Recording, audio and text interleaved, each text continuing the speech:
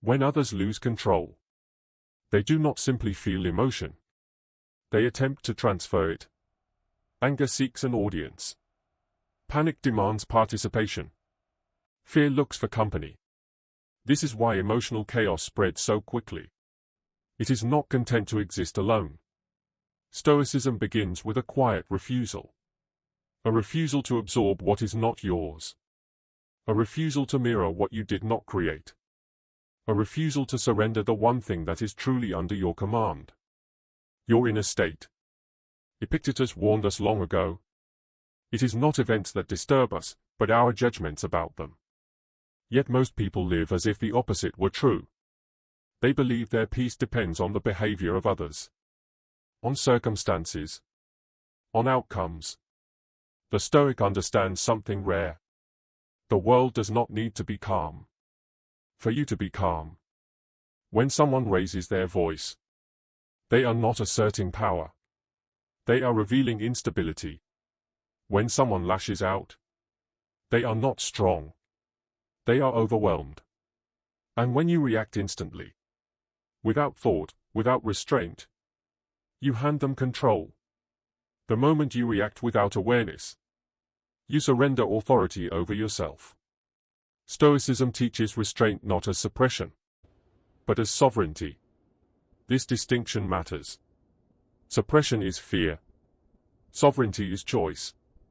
The Stoic does not deny emotion. He observes it.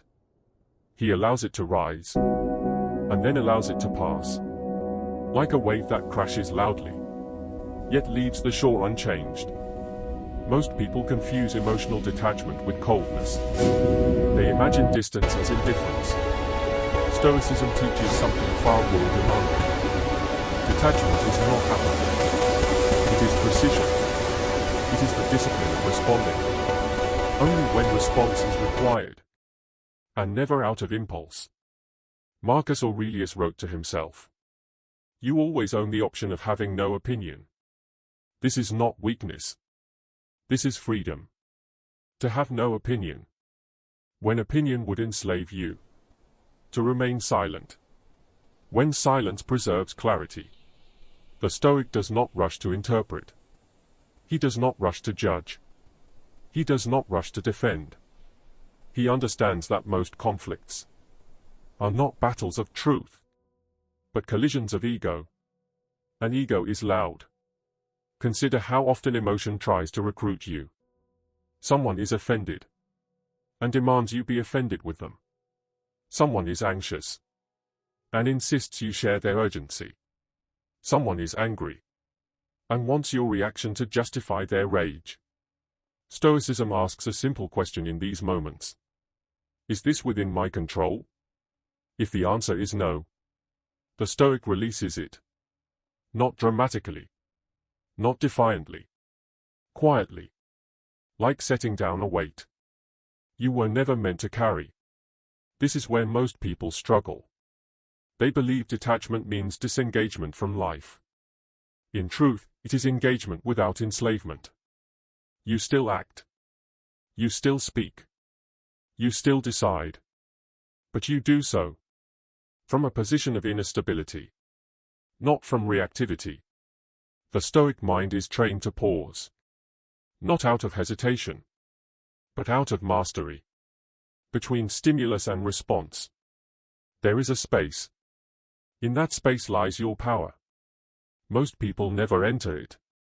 Epictetus taught that we are disturbed not by what happens, but by the stories we tell ourselves about what happens. Someone insults you. The insult itself is nothing more than sound. Air vibrating. It is the meaning you attach that wounds you. The Stoic asks, what story am I telling myself right now? That I am disrespected? That I must respond? That silence is weakness? Or that another person's lack of control has nothing to do with my worth? The Stoic chooses the story that preserves his composure. This is why Stoics appear unshaken. Not because they feel less, but because they believe less. They do not believe every impulse. They do not obey every emotion. They do not treat every thought as truth.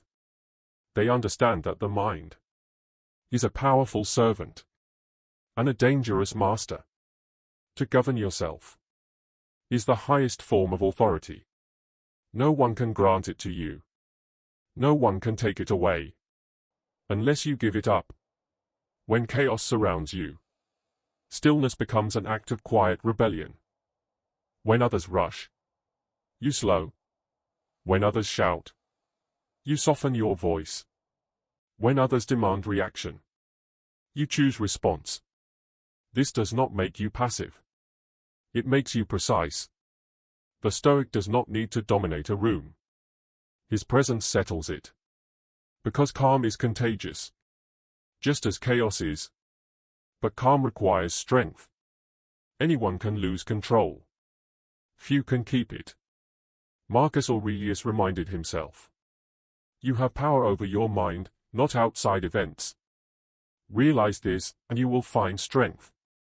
This strength does not announce itself. It does not posture. It does not seek validation. It simply endures.